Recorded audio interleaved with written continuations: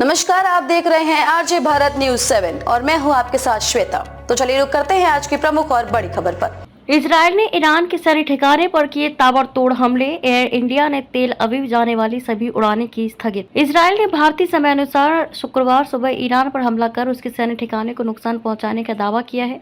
Israel ने ये हमला रविवार रात ईरान के दागे 300 से ज्यादा ड्रोन और मिसाइलों के जवाब में किया, लेकिन इजराइल सरकार में किसी उच्च पदस्थ व्यक्ति ने ईरान में हुए हमले की जिम्मेदारी नहीं ली है। हमले का दावा सरकारी सूत्रों के जरिए इजरायली मीडिया ने किया है। ईरान ने इस हमले को गंभीरता से नहीं लिया है और कहा कि इस हमले से कोई नुकसान नहीं हुआ। ईरान ने ताज़ा हमले के जवाब में इजराइल पर कोई हमला करने की मंशा भी जाहिर नहीं की है। इस हमले के बाद सर्वाधिक संपन्न लोकतांत्रिक देशों के समूह G7 ने दोनों देशों से संयम बरतने की अपील की। ईरानी मीडिया के अनुसार ईरान के शहर इरफहान में कुछ विस्फोटों की आवाज़ सुनी गई। ये तेज आवाज़ें ईरान के एयर डिफेंस द्वारा 3 ड्रोनों को निशाना बनाए जाने से आई थी। ईरान के एक वरिष्ठ अधिकारी ने कही ये बात। ईरानी अधिकारियों ने इन ड्रोन हमलों के लिए इजराइल को नहीं बल्कि किन्हीं बाहरी तत्वों को जिम्मेदार बताया है। ईरान के एक वरिष्ठ अधिकारी ने कहा कि इस घटना के लिए इजराइल पर हमला करने की कोई योजना नहीं है। अमेरिकी think tank centre for new American security में मध्य पूर्व मामलों में प्रमुख जोनाथन लॉर्ड के अनुसार ईरान के इस रुख से स्पष्ट है कि वह इजरायली हमले को तूल नहीं देना चाहता है। ईरान इस हमले के लिए अज्ञात तत्वों को जिम्मेदार ठहराकर उस पर खाक डालना चाहता है। इजरायली मीडिया ने शुक्रवार सुबह इस्फहान सहित ईरान के 7 शहरों पर इजरायल के हमले के दावे किए, लेकिन समय बीतने के साथ उसके दावे के स्वर धीमे होते चले गए। इस्फहान में ईरान के सैन्य ठिकाने हैं। नजदीक ही नातांज में देश का सबसे बड़ा परमाणु प्रतिष्ठान है। शुक्रवार को शाम गिरने तक दशकों से छद्म युद्ध लड़ रहे दोनों देशों के स्वर सीधी लड़ाई को लेकर शांत पड़ चुके थे।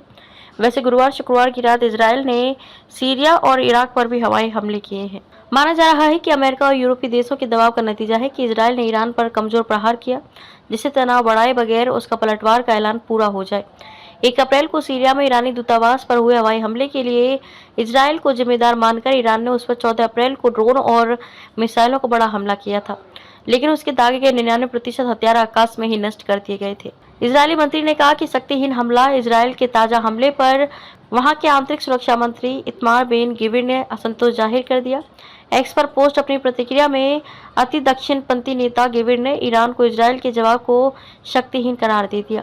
संयुक्त राष्ट्र के नियमों का पालन करेगा ईरान। इजरायल के साथ बने तनाव के वातावरण में नई दिल्ली स्थित ईरानी दूतावास ने कहा कि ईरान की सरकार संयुक्त राष्ट्र के नियमों का पालन करेगी और अपने क्षेत्र में स्थिरता को बढ़ाने के लिए रचनात्मकता कदम उठाएगी। तेल अवीव की उड़ानें 30 तक स्थगित रखेगी एयर इंडिया। इजरायल और ईरान के बीच जारी तनाव के बीच कई देशों की एयरलाइन कंपनियों ने दोनों देशों के लिए अपनी विमान सेवाओं को स्थगित कर दिया है और उनके विमान दोनों देशों की आकाशीय सीमाओं से बसते हुए रास्ता तय कर रहे हैं। एयर इंडिया ने भी तेल अवीव के लिए अपनी उड़ानों को 30 अप्रैल तक स्थगित रखने का फैसला किया है। खबरों में अब तक के लिए बस इतना ही।